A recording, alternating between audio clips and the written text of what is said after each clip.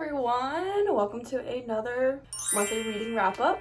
Excited to be in my set. We have a little bit of a different angle, but this is gonna be my set from now on, just letting everyone know. Today is November 1st and I'm home right now, so I wanted to give a little review about all the books I read in October. Overall, October was a very good reading month, I personally think. It was a little weird because I was home for a little bit and then I wasn't home, and then I was reading a bunch and then I wasn't, even though I wasn't doing anything. It was weird. I don't know. But I am going to go over all of the books I read this month. I read about 8 books this month, which is really good. So I'm very happy with that. It was weird though because I read one book at the very beginning of the month and then I didn't read for 2 weeks, and then I read 4 books within the span of 7 days, and then I read 2 more books. It was weird. Anyway, so the first book that I read this month is A Woman Alone by Nina Lauren. See how she spells Lauren? That's kind of funny. This is a thriller. I gave this book 3 stars. It basically is about this woman who moves into this house that's an AI generated house. It does everything for her. It wakes her kid up. It nannies her kid for her. It makes her coffee in the morning. All she has to do is just get up and start her day, and the AI will just follow along with her. But there's more to the reason that she moved into this house, and she's low-key depressed living in this house because it's taking away all of her everyday tasks. And as a human being, you need to have a purpose because she's a stay-at-home mom. She doesn't have a job, and the house is doing all of the work for her, so she's not really doing much, and so she's kind of wasting away. The house makes her feel like she's going crazy because things keep happening that the house keep doing to her and calling her different names of different people. We find out what happened to the family that lived in the house before her as well. So I gave it 3 stars. It was good. I was enjoying reading it when I was reading it. It wasn't it was an unpleasant read. I was enjoying reading it. The next book I read, I actually listened to, and it's Assistant to the Villain. I gave that book 4 stars. I really enjoyed this book because I heard it was a cozy fantasy, and normally I don't read cozy fantasy. I read high stakes, they about to kill each other, war fantasy books. And that's my personal preference because I want there to be stakes. So reading this one was definitely a change of pace, and I really did enjoy it. It was very cute, little romance moment. The whole premise was that this girl needed a new job to support her family because she's got a sister, and then her dad is ill or whatever and can't work, and then her mom ran away when she was young, and so she has to find a job to take care of her family, so she's the sole provider. So then she runs into this person called the Villain, that's his name. He offers her a position to be his assistant. And that's basically what the whole story is that you see what the villain does every day in becoming a villain, and there's so much more to it into how he became the villain. I really like his character, and I like how morally gray he is he's not necessarily a bad character, it's just the situation that he was put in kind of made him a bad dude. When I finished it, this is my review on Goodreads, I said, "So fun and refreshing fantasy story. There are a lot of cliches, but if you look past them, you'll have a great time reading this book." There was a lot of cliches, I will say that, but if you don't read fantasy a lot, then it's not going to be too bad for you. And this was a very fast-paced read. The audiobook was only 8 hours long, which is very surprising because I read another book this month. 2 different books that I read this month, the audiobook was 22 hours long for both of them. So just take that with what you will. It's short. It's a short and sweet fantasy, cozy novel. The next book I read, Once Upon a Broken Heart by Stephanie Garber. Stephanie Garber wrote the Caraval trilogy. I haven't actually read that, which is before this series, but you don't need to read the Caraval series to read this one, or so I'm told. I do want to read the Caraval series now so I can get more context into this world, but it didn't affect the reading at all. Please take a look at this cover. Stunning. Also, that is actually so depressing. Are you kidding me? But it's such a pretty book. But I listened to it. I didn't even open the book. And the audiobook was so good. The reader, the person who was narrating it, when she did the male main character's voice, I was eating that up. I was and it's literally a woman doing a male's voice. Cheesing, which is embarrassing, but whatever. She did a really good job, and I think that also helps a book. If you're listening to it, if the narrator is actually in it and is making the characters' voices more appealing, that definitely helps the story. Anyway, Once Upon a Broken Heart, it's about this girl whose name is Evangeline Fox, and she has rose gold hair, which I think is so fun. Also, in Assistant to the Villain, the girl's name is Evangeline, but everyone calls her Evie, and in this one, her name's Evangeline, but they call her Evangeline. They don't call her anything else. Which I think is so weird that I read those two books back to back. I feel like that's a very popular, like, fantasy character is Evangeline, Juliet, and Poppy are the three main character female names that you're gonna see. Because I've read two books with Poppy as the main character. I've read two books with Evangeline. I thought that was funny. Miss Evangeline Fox with her rose gold hair. It's kind of like a Cinderella story-esque. Is like her stepmom is mean to her and she has a stepsister that's nicer to her but doesn't really speak to her and doesn't really stick up for her when situations arise. But she works in a shop, and then one day she meets this fate is what they're called. The, like, gods of their realm or whatever. She meets one of them, and it's the fate of love, basically. He grants her, like, 3 wishes. Or he grants her a wish, but in return for 3 favors that she has to do for him. I'll just read the back because it's really short. Evangeline Fox has always believed in true love and happy endings until she learns that the love of her life will marry another. Desperate to stop the wedding, Evangeline strikes a deal with the charismatic, immortal Prince of Hearts, but she soon discovers that bargaining with the Prince of Hearts is a dangerous game. He has plans for Evangeline, plans that will either end in the greatest happily ever after or the most exquisite tragedy. This book ate.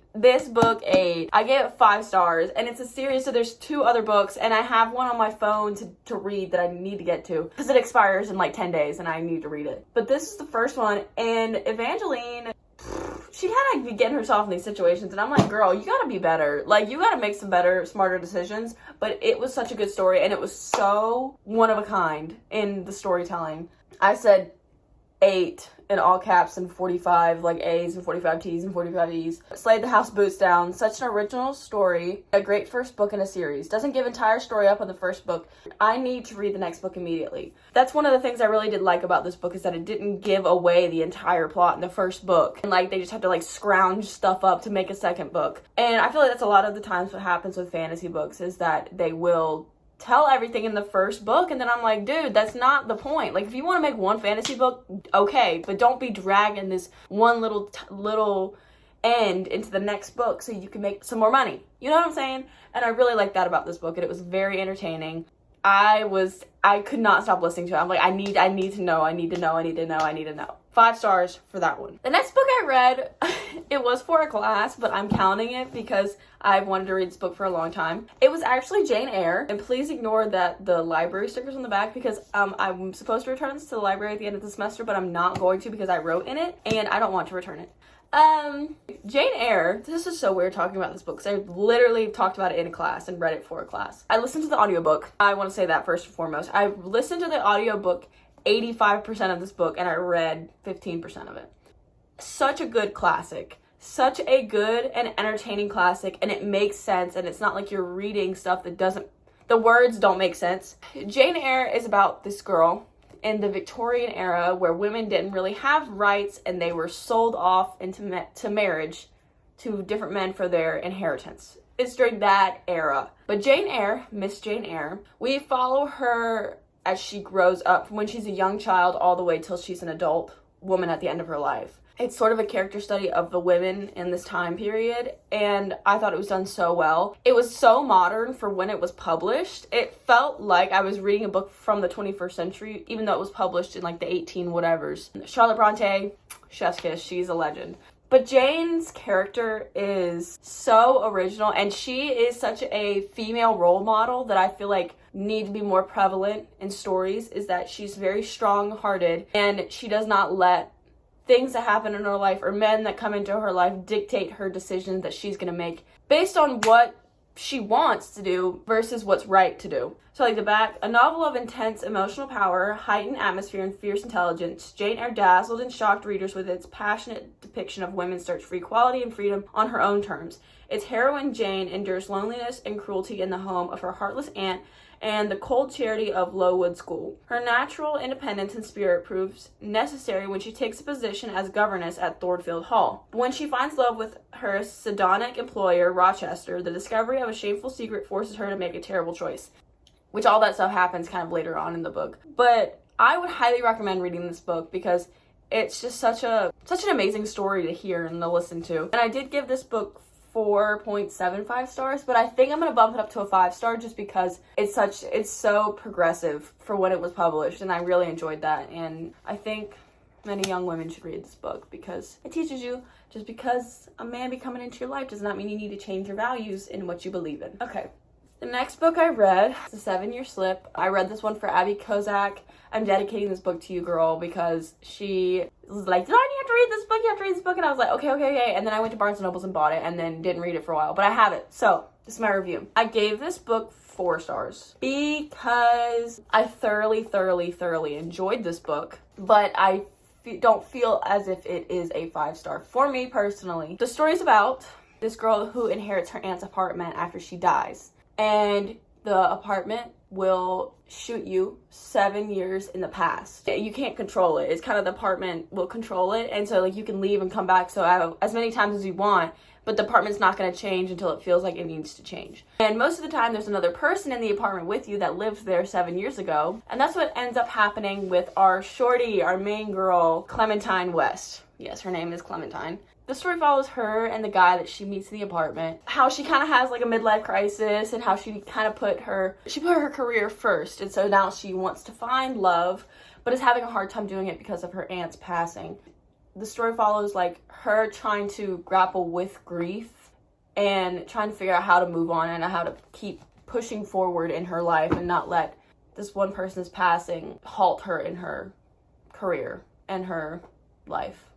I did enjoy this story very much. Very fast read, super quick. The chapters are short. It's super easy to understand what's going on. It was a little cliche at parts, but I did enjoy this book thoroughly and I would recommend reading this one. And then the next book I read Check and Mate by Ali Hazelwood. This will be my 3rd Ali Hazelwood book that I have read. I read Love Hypothesis, Love Theoretically. I actually read Love Theoretically earlier this year, which is so funny. I really liked this book. It was so cute. I love the guy. The main character dude in this book, oh my gosh. He is so cool and I love him so much. He's so just like chill. He doesn't like express how he feels and he doesn't let his lack of experience in relationships stop him from getting what he wants. He just is so honest in his feelings and just says what he wants. And I'm like, okay, King, I see you and I applaud you. This story is about this woman who is trying to provide for her family. I don't know why I keep reading books like this. She's trying to provide for her family and she used to play chess like a long time ago. She got really good at it and then her father died and she stopped playing completely. But then her bestie boo gets her involved in a chess tournament and she plays the #1 chess player in the world and beats him. And no one has beat him in a very long time. So then she gets pursued by people because they want her to like come and do it as a job. So she has to wrestle with the fact of her playing chess again, even though she hates playing it. And her feelings towards her people that are around her. I really like this book. It was so good. And I did give it 5 stars because it made me literally giggle so much and like and I also like the fact there were a bunch of people in there that were like bi, but they didn't let that be their whole like personality. They're just like, yeah, I like men, yeah, I like women, and then we're like, cool, let's move on. Which is something that I don't like in books, is that sometimes they make it their whole personality, that they're bisexual, that they're gay. Like, okay, that's cool, but like, there's more to you than who you like sexually. Sorry, I'm gonna get off my soapbox. I felt like that added to the book, and it made it more realistic, and made it flow so much easier. And her sisters in this book were killing me. They were cracking me up, and they were really roasting her a lot, and I really liked that. And then they were talking to the guy, and then they were like talking about them, and they were like, and I was like, you know, this book made me laugh out loud, giggle. Anyway, 5 stars. I would recommend reading it. And the next book I read, The Invisible Life of Addie LaRue. Holy bro. Okay, first things first, can we talk about this cover? Actually stunning. And I want to read more V.E. Schwab's stuff because they have a book out called Vicious, and they have a book out called Alone with You in the Ether. And I want to read both of those books so bad because this book. I don't know if anyone has watched the movie. What is it called? Hold on, let me Google it. What's her name? Oh, it's called The Age of Adeline is the movie. And I kind of think that this is like low-key based off of it. Because like when I picture Adeline, I picture Blake Lively and she's the one that was in the movie. But this book is about our main character, Adeline Leroux. You know, but she's French. I'll read the back of it. France, 1714. In a moment of desperation, a young woman named Adeline meets a dangerous stranger and makes a terrible mistake. It will be 300 years before she stumbles into a hidden bookstore and discovers someone who can remember her name, and suddenly everything changes. Addie LaRue, is trying to get out of this marriage that she got swept into in 1714 because women didn't have rights back then. She runs away from her wedding and she prays to the gods, because in this book, like, magic is like a thing. She's like, sort of, kind of. She's like, prays to this god, and she's like, please don't make me marry him. I don't want to marry him. I don't want my life to just be sold away to this man, because it's the only way I'm going to be able to survive as a woman in this world. Please give me another chance. I want to see the world. I want to live. Blah, blah, blah. And then this dude appears. And he makes a deal with her. And he says, okay. He said, what do you want? She's like, I want to live. Let me find the part in the book. Hold on.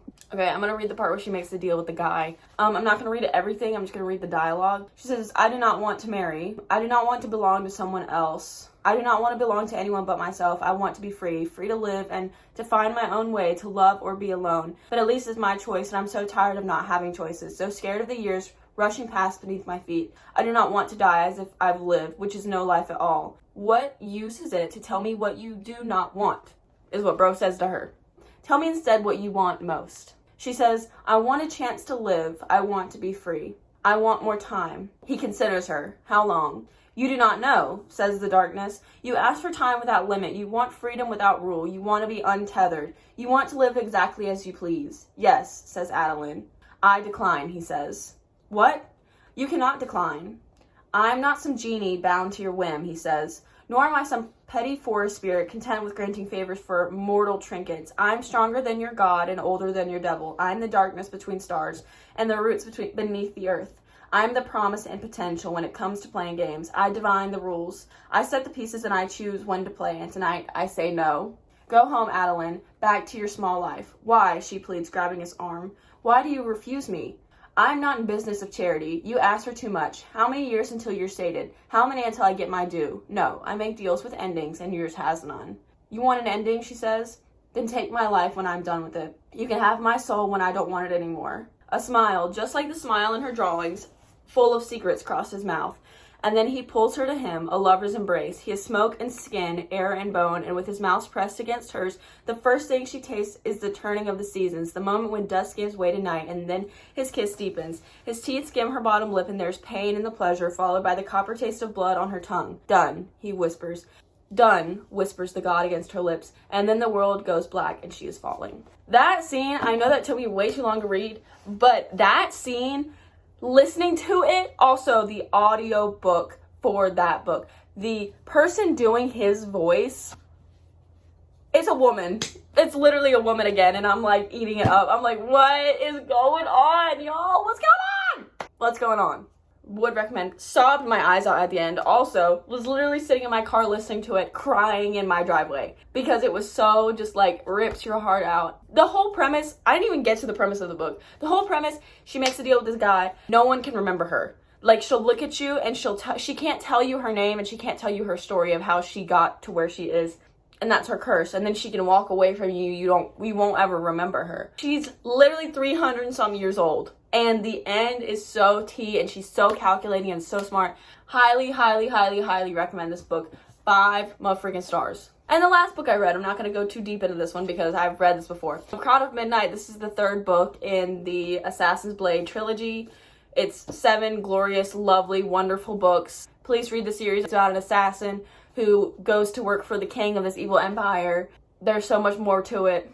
Her life, the king's life, what's going on, his son, the prince, the captain of the guard. Read this book. Read this series, please. Read this series. It will change your life forever. 5 stars also for this. Yeah, those are all the books that I read this month. It was a great reading month, I will say, because I literally was giving books 5 stars out the wazoo, and I was like, okay, I don't know if these books are 5 stars. I think I'm just 5-star happy a little bit. Please tell me if you've read any of these books. If you have any recommendations, please give them to me. I'm trying to read as much as I can, and hopefully I can post another book video or another vlog and not just reading wrap-ups, because I literally have a video that's ready to post. I just have like a couple things to edit. Still haven't done it. It's literally been a month since I've like made the video. Thumbnail time.